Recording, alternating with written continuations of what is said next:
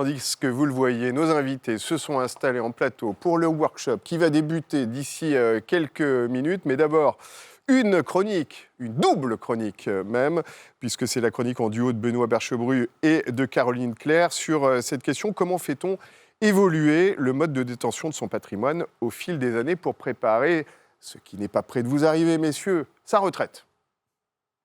Selon les dernières statistiques de l'INSEE, 58% des ménages métropolitains sont propriétaires de leur résidence principale.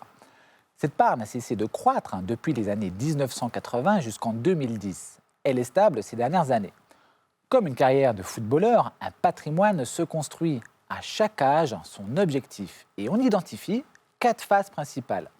La première phase est cette phase de 0-35 ans, qui est la phase de constitution de son patrimoine et notamment l'acquisition de cette résidence principale. D'ailleurs, en France, les derniers chiffres de l'INSEE indiquent que l'âge moyen du premier achat de la résidence principale est de 32 ans. La deuxième phase est la phase 35-55 ans, qui est la phase de croissance et de développement du patrimoine, qui passe notamment par de l'investissement locatif ou de la souscription de contrats d'assurance vie. C'est à cet âge, en effet, que l'on commence à penser à de l'investissement locatif, à commencer à ouvrir un ou plusieurs contrats d'assurance vie, des pairs pour défiscaliser et à investir pour son patrimoine et ses vieux jours, générer notamment des revenus complémentaires futurs. La souscription de parts de SCPI en démembrement, notamment en nue propriété, permet de répondre à cet objectif. La troisième phase est la phase 55-65 ans. Consolidation et utilisation de son patrimoine. Et c'est là qu'on va réaliser des opérations de rachat, notamment sur ces contrats d'assurance vie, commencer à dépenser ses liquidités et son patrimoine et à faire certains arbitrages. Entre 55 ans et 65 ans, on aura une forte préoccupation retraite. Le ou les contrats pairs aura déjà été souscrit, les primes défiscalisées de l'IR et les contrats d'assurance vie abondés pour aller chercher l'abattement de 152 500 € par bénéficiaire sur les capitaux d'essai transmis pour les primes versées avant les 70 ans. Rappelons que le père fait mieux que l'assurance vie en termes de transmission, notamment dans l'optique de protection du conjoint survivant. Donc ouvrir 2 pairs par époux, l'un sera utilisé pour générer des revenus complémentaires à la retraite, l'autre sera utilisé comme un contrat de prévoyance d'essai pour ses héritiers. À la dernière étape, les personnes qui ont plus de 65 ans, qui est la phase de transmission aux enfants, aux petits-enfants et aussi cette protection du conjoint survivant. Ici, on continue le paramétrage du patrimoine pour commencer à le transmettre à ses héritiers dans des bonnes conditions fiscales, sans se priver ni des revenus ni de la jouissance. Mais finalement, peu importe votre âge et l'âge de vos clients, l'important, c'est de commencer.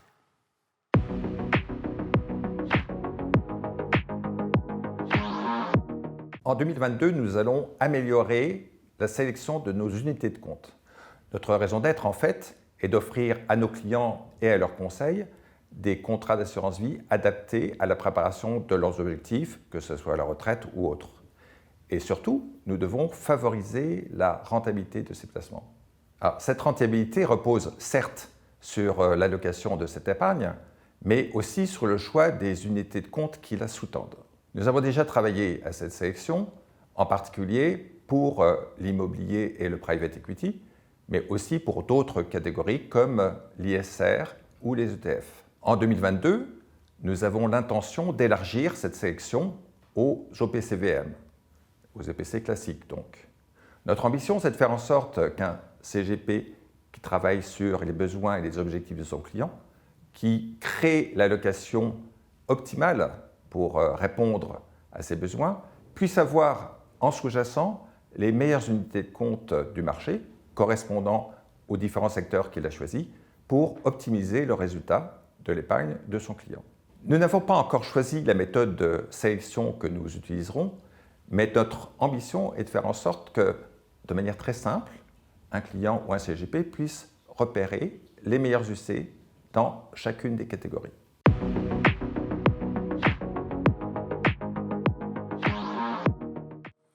L'atelier, le workshop que vous attendez tous sur Bitcoin et crypto-actifs, les nouveaux incontournables. Nos invités ont pris place en plateau. Je vais d'ailleurs faire une petite précision puisque nous sommes inhabituellement nombreux. Tous les invités sont testés en arrivant dans les locaux de TF1. Il n'y a aucune transaction possible sur le risque sanitaire. Et vous le voyez en plus, il y a des distances qui sont, de sécurité qui sont respectées. C'est juste important si jamais vous vous inquiétiez pour nous devant votre écran. Alors, Laurent Ovion, directeur innovation DLPK, merci infiniment d'être avec nous. Romain Sagui, directeur marketing et commercial CoinHouse, merci également. Hugo Bordet, chargé de mission à Dan. Vous allez pouvoir répondre à beaucoup de questions parce qu'il y a beaucoup de questions qui se posent, vous vous en doutez. Pourquoi cette thématique, même si ça semble assez évident, Philippe ? Je pense que c'est la question de tout le monde aujourd'hui. On n'investit pas, surtout comment on investit, et de savoir comment moi, en tant que conseil, je peux emmener mes clients ou accompagner mes clients dans leur souhait d'investir. Bien, alors, avant de vous laisser répondre, et peut-être pour ménager encore un petit peu de suspense, notre quatrième chronique de la matinée, comment définir la crypto-monnaie ? C'est vrai que ça n'est pas aussi simple. Est-ce que c'est un investissement crédible ? Réponse avec Charles Delsart. Décentralisation, minage et forte volatilité, bienvenue dans le monde impitoyable de la crypto-monnaie. On se retrouve aujourd'hui pour évoquer un ovni dans l'univers de l'investissement, les crypto-actifs. Mais je vous rassure, je ne suis pas là tel un gourou pour vous vanter les bienfaits de cet actif disruptif ou pour vous convaincre de délaisser vos portefeuilles traditionnels au profit du Bitcoin. L'objectif de cette chronique est de brièvement comprendre comment ont émergé les crypto-monnaies et à quels besoins elles répondent. Alors oui, la crypto-monnaie est un investissement à part. L'émergence de ces actifs répond à des besoins réels, la transparence, la gouvernance ou encore la sécurité dont ont besoin les utilisateurs. Longtemps méconnue de monsieur tout le monde, la crypto semble avoir pris de l'ampleur. On estime d'ailleurs que le marché de la crypto représente plus de 3 000 milliards de dollars, avec plus de 16 000 cryptos actifs. La crypto-monnaie repose sur la technologie blockchain, qui permet de consigner toutes les informations tout en les certifiant. La décentralisation signifie qu'il n'y a pas de tiers de confiance ou d'institution qui vient vérifier la transaction. En effet, le principe consistera ici à demander l'autorisation à plusieurs serveurs. De plus, le fait de consigner la transaction permet une meilleure traçabilité. Enfin, l'avantage en termes de transparence est que dans la blockchain, il est possible de lire ou de consulter les informations sans pour autant les modifier, ce qui est également un gage de sécurité. Enfin, l'adoption dans le monde réel. Lionel Messi, Eric Adams ou Odell Beckham Jr. ont un point commun, lequel, tous les trois, reçoivent en partie leur salaire dans la crypto-monnaie. Pour exemple, Lionel Messi a reçu sa prime de signature sous forme de fan token. Il s'agit là probablement d'un coup de com' du club de la capitale plutôt qu'un impact réel. En revanche, on retrouve, diamétralement opposé, Eric Adams. Fraîchement élu maire de New York, celui-ci veut faire de son fief le centre de l'industrie des crypto-monnaies. Pour cela, il compte créer le New York Coin, qui sera miné par les habitants de la ville, puis utilisé pour les dépenses publiques. En parallèle, on remarque que dans les pays en phase de développement, l'attrait semble réel. Nigeria, Thaïlande et Philippines trustent les 3 premières positions, avec respectivement 42, 31 et 28% de leur population qui a effectué une transaction en Bitcoin au cours de l'année écoulée. Ainsi, bien que les crypto-monnaies soient davantage vues dans les pays développés comme un actif spéculatif, ils représentent un vrai attrait dans les pays en phase de développement. Les cryptos semblent offrir aux habitants un gage de sécurité et d'équilibre monétaire, tout en facilitant les transferts de fonds internationaux. Plus qu'un simple effet de mode, les devises numériques sont programmées, si ce n'est pour la révolutionner, pour contribuer à l'amélioration de la vie quotidienne. Explosion ou implosion, réponse à l'Université 2023.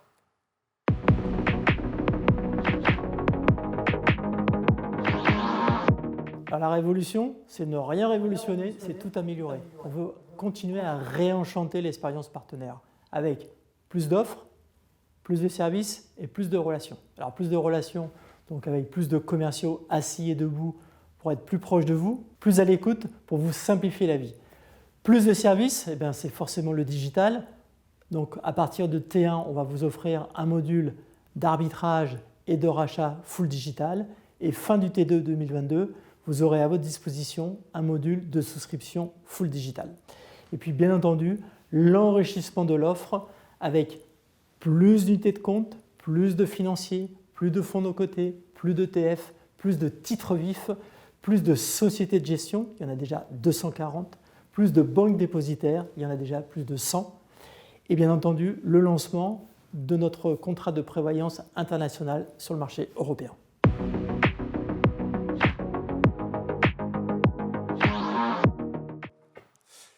La discussion s'annonce dense et très intéressante sur ces crypto-monnaies avec une question du sondage en ligne que je vous pose immédiatement. Avez-vous confiance en la crypto-monnaie? C'est vrai que c'est la question de base. Oui ou non, vous répondez et je ferai réagir nos experts en direct. Philippe, première question, sachant que le non se détache là immédiatement très clairement. On est à presque 80% de non pour... allez, non, ça y est, ça se rééquilibre 3 quarts, 1 quart schématiquement. Donc, Philippe. ce qui veut dire qu'on a a priori beaucoup de crypto, Scepticisme. sceptiques. Donc, il va falloir les convaincre. Quelque part, on va suivre les résultats de ce sondage. Première question pour toi, Romain. Quand on parle de crypto-actifs, crypto-monnaies, crypto-actifs, globalement, le paysage global, en termes de masse, ça représente quoi? Si on prend la big picture, la grande photo. Alors, il faut savoir déjà que dans l'écosystème, moi personnellement, j'aime pas tellement le terme crypto-monnaie ou crypto-actif de manière générale, parce qu'en réalité, ça recouvre tout un ensemble de projets très divers. Donc, si on parle de masse, on est plutôt sur un écosystème global qui représente 2000, 2200 milliards de dollars de valorisation aujourd'hui. Je fais une toute petite parenthèse parce que vous nous dites 2000 milliards de dollars. Charles, dans sa chronique, dit 3000 milliards de dollars. Alors on discutait évidemment pendant la chronique. Comment on explique ce delta? Parce que Charles est bien informé. C'est la vous volatilité aussi. des prix des actifs. Sur les 2200 milliards, vous en avez 40%, c'est 800, 820 milliards qui sont sur Bitcoin. Bitcoin valait 40 000 dollars en début d'année 2021. Il vaut toujours 40 000 dollars aujourd'hui. Mais entre-temps, il est passé par 69 000 et par 30 000. Ouais. Donc selon le moment où vous regardez la capitalisation, vraiment prépondérant dans 40% à peu près du marché aujourd'hui, c'est sur Bitcoin. Le deuxième, Ethereum. Et puis vous avez en tout plus de 10 000 actifs disponibles. Et ces 10 000 actifs, en fait, ils ont des natures véritablement différentes. Et donc avoir confiance dans les crypto-monnaies ou pas, finalement, c'est trop large. La question, c'est est-ce qu'on a confiance en Bitcoin ou pas, en Ethereum ou pas, en tel ou tel projet ou pas. Oui, c'est plus le modèle en fait dans lequel on a confiance ou pas, qui est le modèle de la blockchain, on va y revenir après, plus que le cryptoactif en tant que tel. Parce qu'il y en a tellement. Il y en a énormément. Et puis comme on peut ne pas avoir confiance sur le franc CFA et avoir confiance sur l'euro, par exemple. Exactement. Pour faire un parallèle avec les marchés actions, vous avez aujourd'hui un écosystème qui est suffisamment riche pour pouvoir se structurer en vertical. Vous avez tout un écosystème de smart contracts. Vous avez forcément entendu parler des NFT.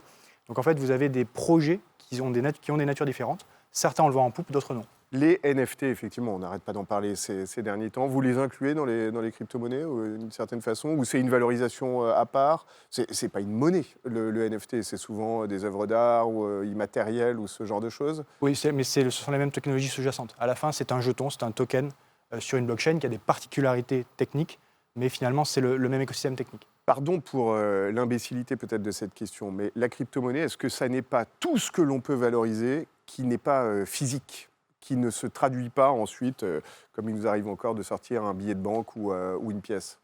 Alors c'est sûr qu'il y a une particularité, c'est que toute crypto, et je pense qu'on se recentrera notamment sur Bitcoin et Ethereum, est purement digitale. Elle n'est accessible et utilisable que sur Internet. Vous ne pouvez pas avoir de billets en Bitcoin ou de pièces en Bitcoin.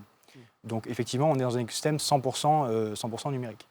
Hugo, est-ce que les cryptoactifs sont devenus un pan économique à part entière dans notre société d'aujourd'hui? Est-ce qu'il y a une porosité malgré tout avec ce qu'on a coutume d'appeler l'économie réelle?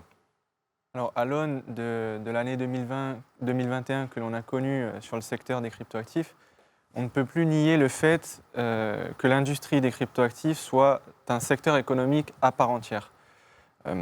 Bitcoin n'est que la face émergée d'un iceberg qui ne cesse de croître de jour en jour. Et comme l'a dit Romain, une myriade de cas d'usage ne cesse de se développer de jour en jour avec notamment les NFT, mais aussi les applications qu'on retrouve sur la finance décentralisée. Et tous ces cas d'usage font émerger de nouveaux acteurs qui font que ce secteur ne peut pas être assimilé à celui de la finance traditionnelle. C'est vraiment un nouveau secteur qui est un petit peu ad hoc. Et c'est la raison pour laquelle on est obligé de parler d'un nouveau secteur lorsque l'on souhaite évoquer les cryptoactifs, sachant que ces actifs reposent sur une technologie qui est nouvelle, la technologie blockchain qui est distribuée, transparente et programmable, et sur laquelle de nouveaux risques peuvent émerger. C'est la raison pour laquelle il convient de se pencher sur ces nouveaux risques pour apporter un climat de confiance pour les investisseurs. Toujours 80% de méfiance sur la crypto-monnaie, ça va monter au fil de ce workshop. pareil, une question un peu idiote, Laurent, mais pourquoi est-ce qu'on confond crypto-monnaie et Bitcoin aujourd'hui? Parce qu'on a l'impression que les gens ne connaissent que le Bitcoin, un petit peu comme on parle d'un frigidaire en oubliant que c'est à l'origine que c'est une marque, mais on a l'impression que Bitcoin, c'est l'ensemble des crypto-monnaies. Alors, c'est vrai qu'on a cette impression-là, et c'est vrai que tu donnes un peu la réponse dans la question. Effectivement, le Bitcoin, c'est 40% aujourd'hui de la capitalisation totale des cryptoactifs. Oui, mais on pourrait dire que 40%, au fond. Alors, que 40%. Il y en a plein d'autres. Pour autant, le Bitcoin, c'est le premier cas d'usage. C'est-à-dire qu'en 2008, le papier blanc de Satoshi Nakamoto qui présente les principes en utilisant la blockchain et le principe de consensus, sa première application, c'est le Bitcoin. C'est-à-dire la possibilité d'échanger de la monnaie numérique de manière complètement transparente entre deux portefeuilles numériques. Et donc, ça, c'était en 2008. Les projets qui ont ensuite émergé, c'est plutôt à partir de 2015-2016. Donc, on a une prépondérance dans l'imaginaire collectif du Bitcoin sur l'ensemble des cryptoactifs. Et puis, aujourd'hui, ça reste l'étalon un petit peu maître du marché. Donc, on continue de parler beaucoup. Et c'est vrai que, notamment avec Conhouse, avec l'ADAN que représente aujourd'hui Hugo, on insiste pour dire que ça n'est pas que ça. Et il y a une vraie organisation économique, un vrai pan, un secteur d'activité qui se développe autour de ces actifs numériques qu'il ne faut absolument pas négliger et ne surtout pas réduire aux monnaies numériques et au Bitcoin. C'est peut-être le moment où on demande à chacun la définition de la blockchain. Hein, Bah oui, tout à fait. Ouais. Vous avez entendu être... ma pierre au milieu du village, je suis désolé, c'était... C'est une très belle image qui nous permet de comprendre. Je suis sûr qu'on peut la compléter par d'autres images. Vous, si vous vous retrouvez avec votre grand-mère qui vous demande ce qu'est la blockchain, qu'est-ce que vous lui répondez? Avec ma grand-mère, ce sera peut-être un peu compliqué, mais une image que j'aime bien, c'est celle de votre fichier Excel. Parce que la blockchain, ce n'est rien d'autre qu'une base de données. Simplement, c'est une base de données qui a deux particularités. La première, c'est qu'elle est répliquée à des milliers d'exemplaires à travers le monde. En tout cas, c'est l'objectif de la décentralisation. Donc la blockchain Bitcoin est répliquée à des dizaines de milliers d'exemplaires à travers le monde, identiques entre eux. Et puis qu'elle fonctionne sur un principe de bloc de données, une chaîne de blocs.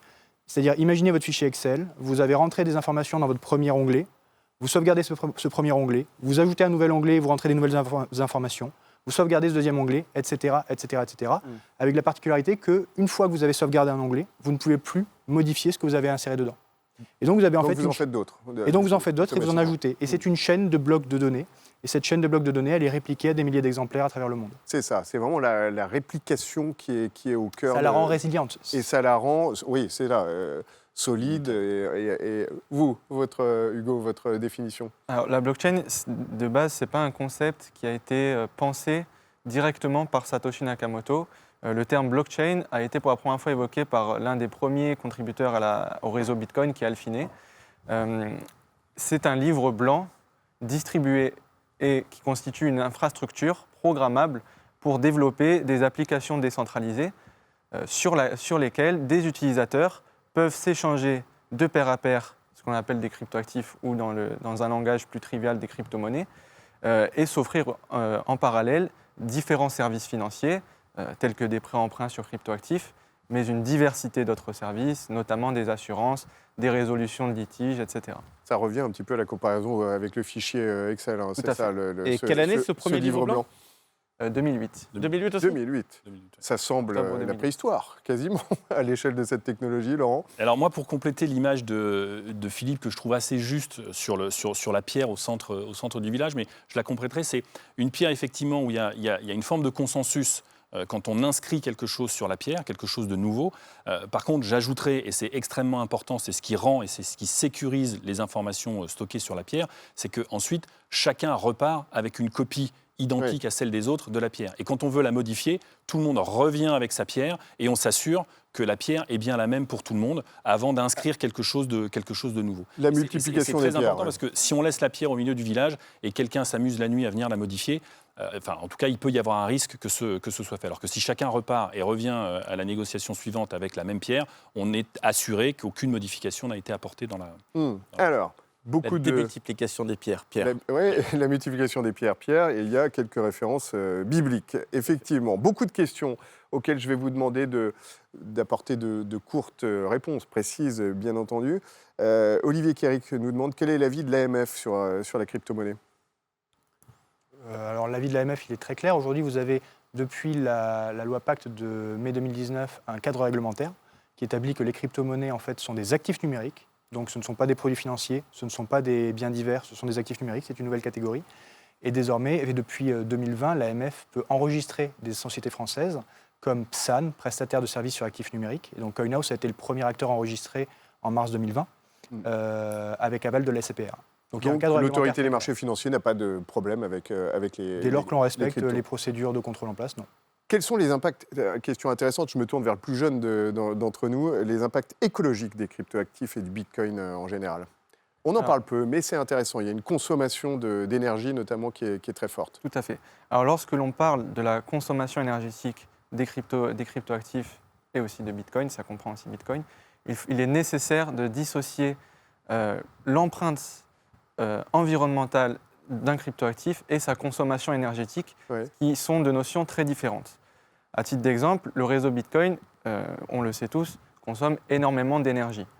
Mais ça ne signifie pas nécessairement que son empreinte écologique est néfaste pour le développement durable à travers le monde. Si l'énergie est produite de façon verte, vous voulez dire? Exactement. C'est ça. Alors déjà, le premier argument que je pourrais mettre en avant, c'est la volonté croissante de miner du Bitcoin à partir d'énergies renouvelables. Il y a quelques années, 60 à 70% des cryptoactifs du Bitcoin étaient minés à partir d'énergie carbonée, notamment en Chine. À ce jour, selon un rapport du Bitcoin Mining Council, c'est 60% de l'énergie utilisée pour miner le Bitcoin qui est renouvelable. Donc on a eu un changement de paradigme. C'est pas pour bonne conscience, pardon, d'être... On a eu un changement de paradigme vers une énergie verte qui fait que si le Bitcoin consomme beaucoup d'énergie, mais c'est pour sécuriser le réseau et éviter un système de double dépense et d'attaque directe sur le réseau. Donc si ça consomme beaucoup d'énergie, c'est souvent à partir d'énergie qui est renouvelable, qui n'est pas utilisée par les populations locales. Donc il veille à ce que ce soit produit, juste pour... à ce que ce soit produit par du nucléaire, de l'éolien, du solaire, de l'hydraulique, etc., pour éviter qu'il y ait... qu'on puisse les accuser de faire tourner des centrales thermiques. Des régions dans le parc du Virunga, on utilise de l'énergie hydraulique ou l'énergie récupérée à partir des volcans au Salvador, par exemple. Bon, merci à François Delobel pour la question. Alors, autre question au fervent partisan des crypto-monnaies, de la théorie du remplacement des flat monnaies. Comment peut-on imaginer un instant que les banques centrales se priveront du monopole sur la politique monétaire? Alors là, on peut d'ailleurs la poser à tout le monde parce qu'elle est fondamentale, cette question. Comment les banques centrales vont essayer de ramener les cryptos? Vos opinions aux uns aux autres, Laurent, peut-être? Elles n'ont pas de raison de le faire, en fait. C'est pas le sujet, en fait. Pas l'objectif des crypto-monnaies du Bitcoin, ça n'est certainement pas de remplacer le dollar, l'euro, le yuan. Et très objectivement, je pense que ce serait de toute façon peine perdue et que ce serait une utopie, et ça n'est pas l'objectif. Mais pourtant, c'est quelque chose qui pourrait arriver sur des monnaies qui sont réputées faibles ou dans lesquelles les habitants du pays n'ont pas confiance, finalement. Parce qu'en fait, la problématique, c'est la confiance. On a l'idée du Venezuela, par exemple. Oui, ça, c'est une question complètement différente. C'est-à-dire qu'à partir du moment où j'ai une monnaie dans laquelle je n'ai plus confiance, à partir du moment où j'ai une banque centrale dans laquelle je n'ai plus confiance sur sa capacité à produire et surtout à garantir la confiance autour de cette monnaie, notamment en termes de stabilité, en termes de production, là, oui, il y a un réel intérêt à se tourner vers d'autres actifs. Beaucoup de pays d'Amérique latine et centrale se tournaient vers le dollar pendant un moment. Là, de la même manière, pourquoi ne pas se tourner vers le Bitcoin? Donc, et c'est pas antinomique. Enfin, il ne faut pas opposer l'euro au Bitcoin. C'est absolument pas le sujet. Le Bitcoin et pourquoi pas les monnaies numériques des banques centrales, si elles arrivent à émerger, si elles arrivent à voir le jour, pourront utiliser certaines technologies pour simplifier certains transferts, notamment internationaux, au travers de la blockchain. C'est uniquement l'utilisation de la technologie. Le Bitcoin continuera d'exister. Et puis après, si on veut rentrer dans un détail dans un débat sur ce qu'est le Bitcoin et la façon dont il est pensé, notamment sur la production de monnaie, la production du Bitcoin, c'est-à-dire l'émission de la monnaie Bitcoin, elle est connue depuis la publication du papier en 2008. On sait à peu près à quel rythme et dans quel délai la planche à billets, entre guillemets, Bitcoin va tourner, et on sait qu'elle est finie à 21 millions de Bitcoin et que ça n'ira pas plus loin. Si on regarde sur ces 2 dernières années la production en termes de planches à billets des banques centrales, que ce soit en dollars ou en euros, on est sur des choses qui n'ont pas la même finalité. Oui, mais un bitcoin peut prendre des valeurs absolument monstrueuses. C'est ce qu'on disait tout à l'heure. Il y a des fluctuations, donc c'est pas. Ouais. Alors, on va peut-être, pardon. Je pense qu'on répondrait déjà à beaucoup de questions si on revenait sur la valeur fondamentale de Bitcoin. Parce qu'en fait, on a une tendance à se focaliser sur le prix du Bitcoin en euros ou en dollars. Mais Bitcoin n'a pas été créé pour avoir un prix en euros ou en dollars. Ce n'est pas le sujet. C'est d'abord une technologie qui a 3 valeurs fondamentales, c'est-à-dire 3 cas d'usage. Et d'ailleurs, que ce soit une monnaie ou pas, à la limite, on s'en fiche. Puisque c'est d'abord un système de paiement. Vous pouvez envoyer aujourd'hui 10 $ ou 10 milliards de dollars en équivalent Bitcoin à travers le monde, quasiment instantanément, 10 minutes maximum, pour quelques centimes ou dizaines de centimes de frais.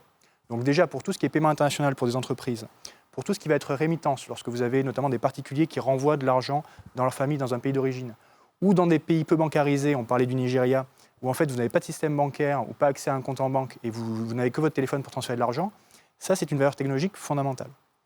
Deuxième valeur fondamentale de Bitcoin, tu l'as dit Laurent, sa création monétaire, en tout cas la création des actifs Bitcoin, est programmée. Donc on sait vous dire demain, enfin le 26 mai 2026, combien il y aura de Bitcoin en circulation, et elle est limitée à 21 millions. Ce qui en fait, ce qui lui offre cette valeur cet usage de réserve de valeur. Toute personne qui a investi dans le Bitcoin dans le passé et qui a attendu au moins 3 ans a fait une plus-value.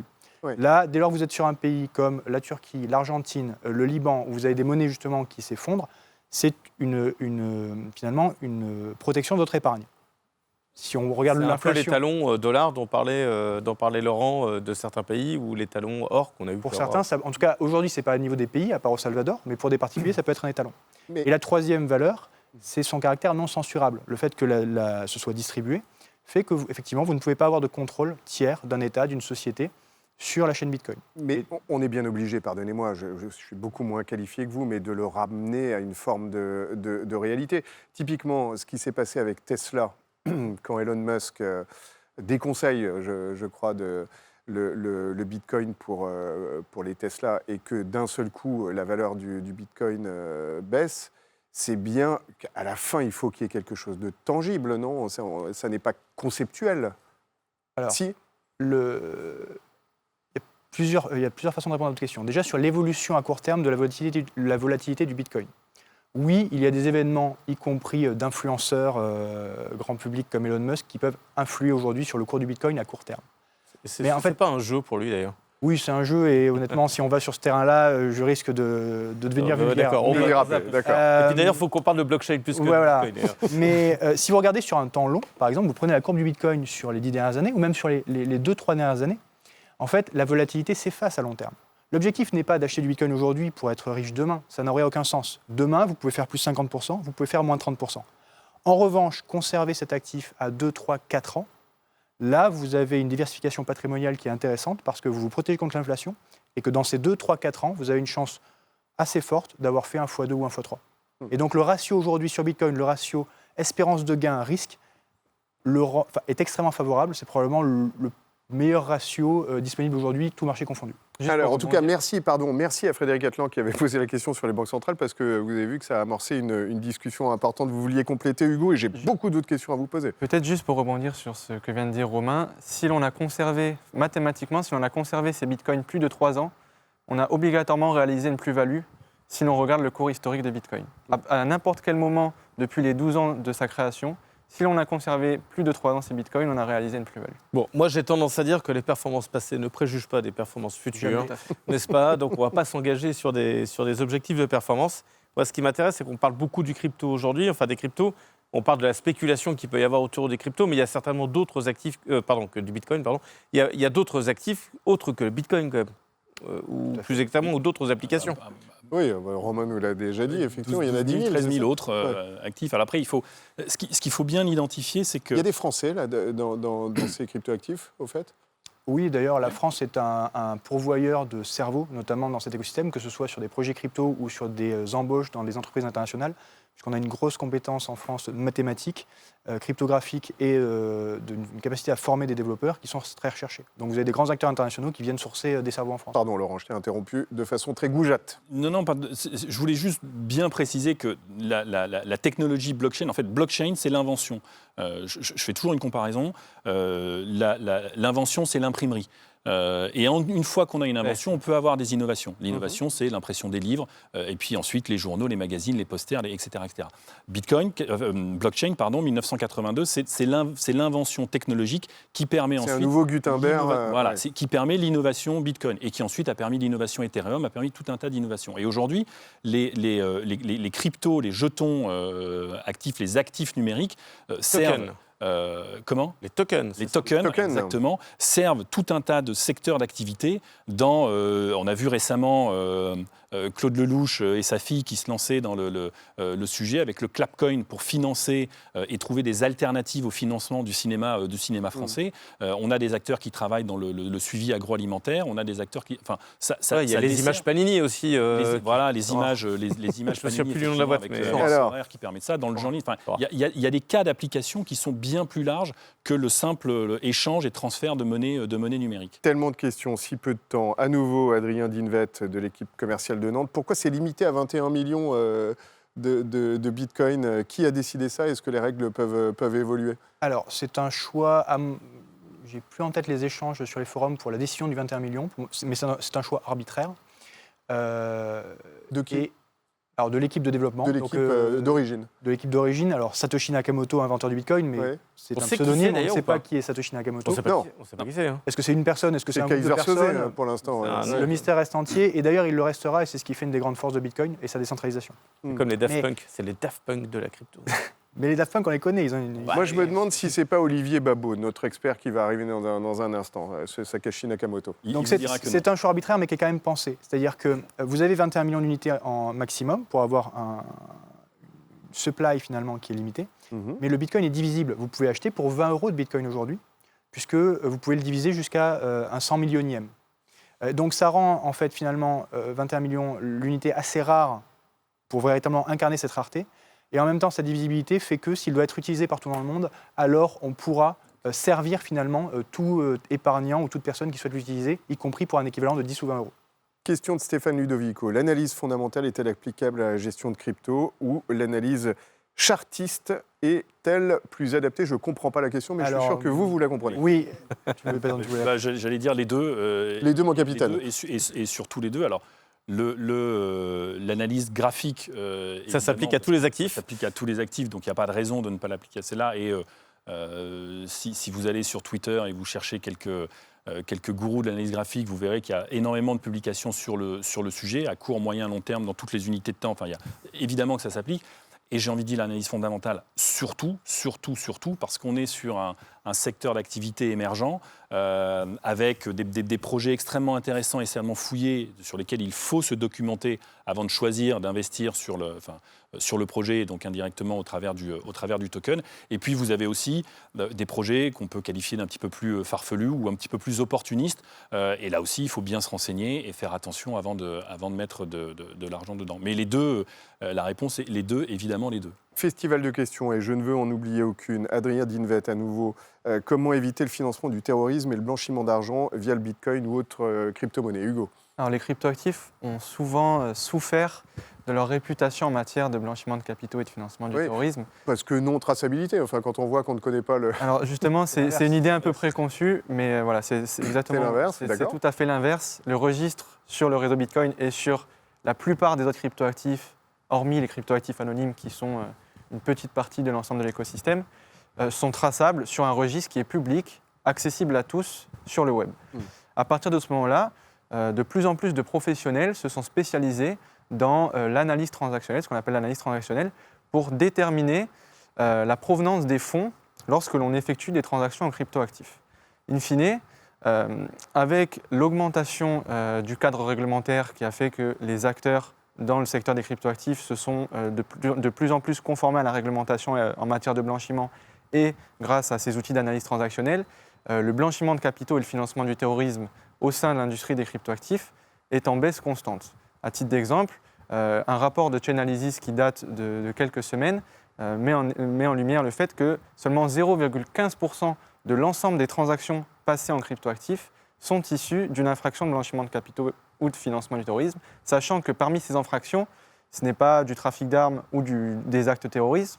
La plupart du temps, ces infractions sont ce qu'on appelle des scams, des escroqueries passées par des personnes malveillantes sur certains projets, faisant croire aux utilisateurs que le projet repose sur de réels fondamentaux et in fine, ce n'est simplement qu'une coquille vide. Deux dernières. 0,15%. Hein, 0,15%, oui. 0,15%. Mais c'est rassurant. Donc Pour la le lab coup, s'applique aussi aux cryptoactifs. C'est La lutte rassurant. anti-blanchiment, c'est Deux questions pour, peut-être plus pertinente que sur les actifs réels d'ailleurs. pour finir. Franck Soula d'abord. Nous sommes donc, dit-il, sur un marché de gré à gré purement numérique qui peut disparaître du jour au lendemain. Question un peu pessimiste, hein. Non, Alors, Romain est consterné. En fait, non, je ne suis pas concerné, j'essaie de réfléchir à la meilleure façon d'y répondre parce que, reprenons le marché des cryptoactifs. Donc je vous dis plus de 10 000 cryptos aujourd'hui en circulation. Mhm. On va faire une analyse fondamentale de ces projets et de fait, on va en éliminer 99,9% aujourd'hui parce que la plupart sont trop récents, peuvent effectivement disparaître demain, même lorsque l'idée est intéressante derrière. Donc vous avez une centaine d'actifs sur lesquels que vous pouvez commencer à considérer dans une logique de diversification patrimoniale.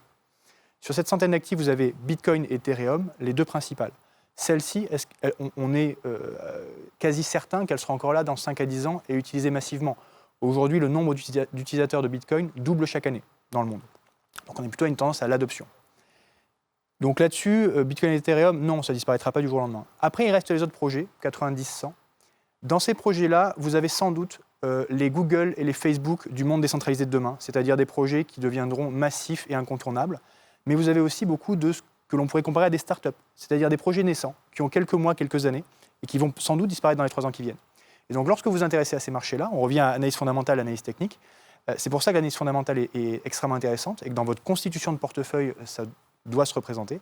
Bitcoin et Ethereum, en général, 70 à 80% d'un portefeuille crypto. Et puis après, la diversification sur ces projets à fort potentiel, oui, mais en prenant en compte le fait que c'est un petit peu comme du seeding. Question complémentaire, est-ce que ce n'est pas justement les GAFA qui risquent de tenir toute la galaxie, pas Bitcoin, pardon, crypto-monnaie dans les temps à venir? On l'a vu avec Facebook. Facebook avec sa tentative. popularité alors, aujourd'hui. sont deux choses différentes. C'est-à-dire que on peut retrouver Facebook qui s'est rebaptisé Meta, voilà, pour préfigurer des métavers, ces mondes virtuels dans lesquels on peut effectivement utiliser la technologie, encore une fois, blockchain, les NFT pour vivre. Mais, et où il y aura un mode de paiement sans et il y doute aura des modes qui de sera... Mais il faut bien distinguer crypto. les entreprises traditionnelles qui sont par définition plutôt centralisées dans leur prise de décision et dans le mode de fonctionnement, des protocoles type Bitcoin, Ethereum et autres qui sont massivement décentralisés et sur lesquels ce qui fait la force et ce qui doit donner confiance, on verra où on est le sondage, dans Bitcoin et dans les cryptoactifs, c'est justement... Il va un peu vous décevoir, mais... ouais. On a encore du travail et tant mieux. C'est justement sa décentralisation et le fait que personne ne peut décider seul ou un groupe de personnes de l'avenir et des orientations du Ouais. Peut-être qu'on peut revenir sur le sondage 2 minutes Oui. pour vous donner un chiffre. Alors, On estime résultat du qu'il y a- sondage, 81%, 19%, donc vous voyez, il y a de façon massive une méfiance vis-à-vis des En réalité, c'est crypto-monnaies. plutôt optimiste. Ah. Pourquoi? Parce Oula. qu'aujourd'hui, on estime que vous avez à peu près 7 à 10% de la population française qui a adopté les cryptos et qui en a au moins acheté une fois.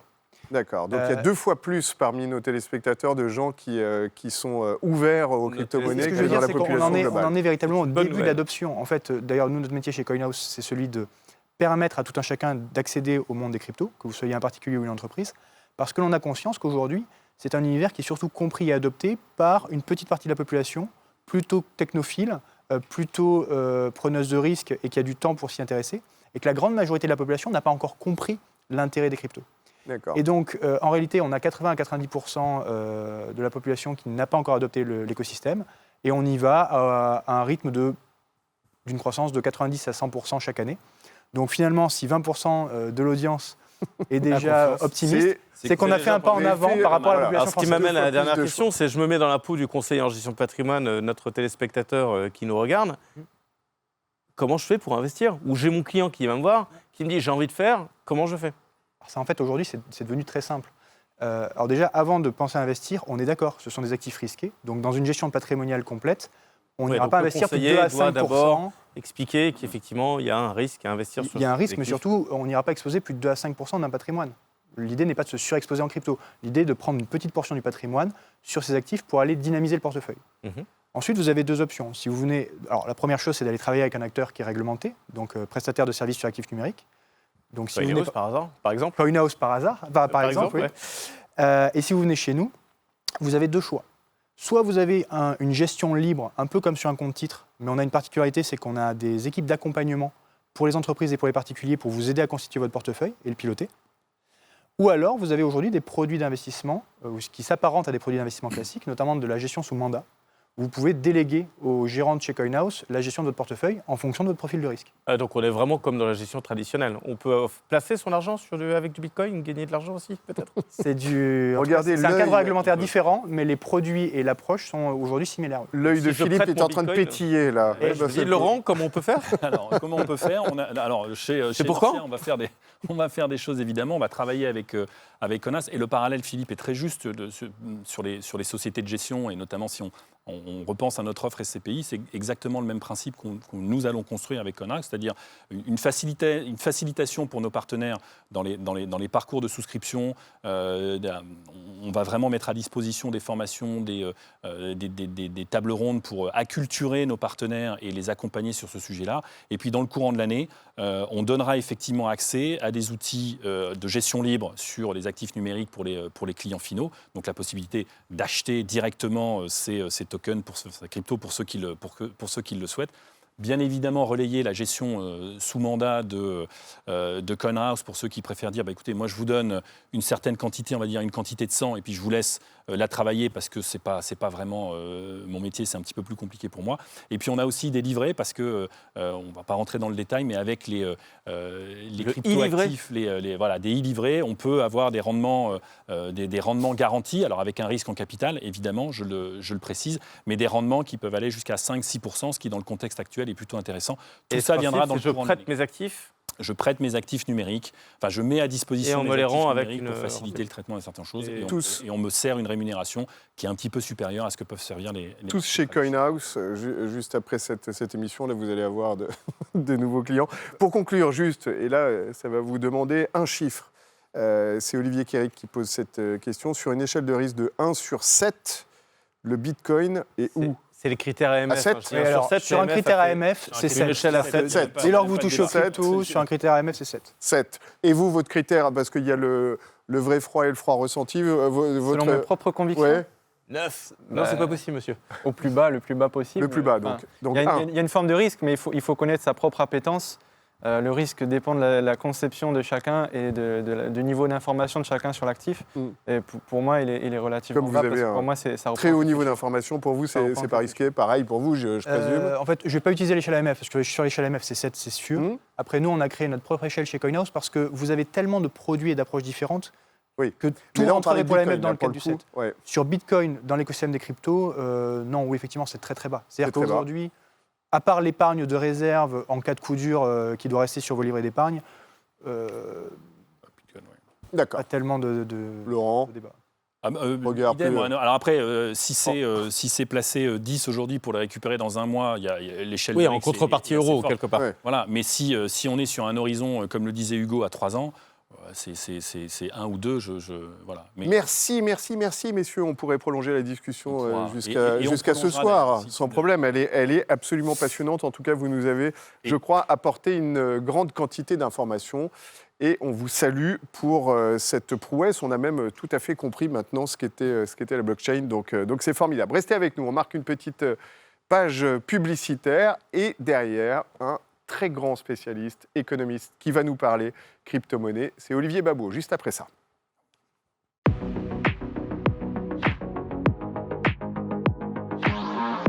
Eh bien, notre évolution pour 2022 est déjà en marche. Il s'agit de l'avance patrimoniale que nous avons proposée en exclusivité depuis quelques semaines chez Norcia.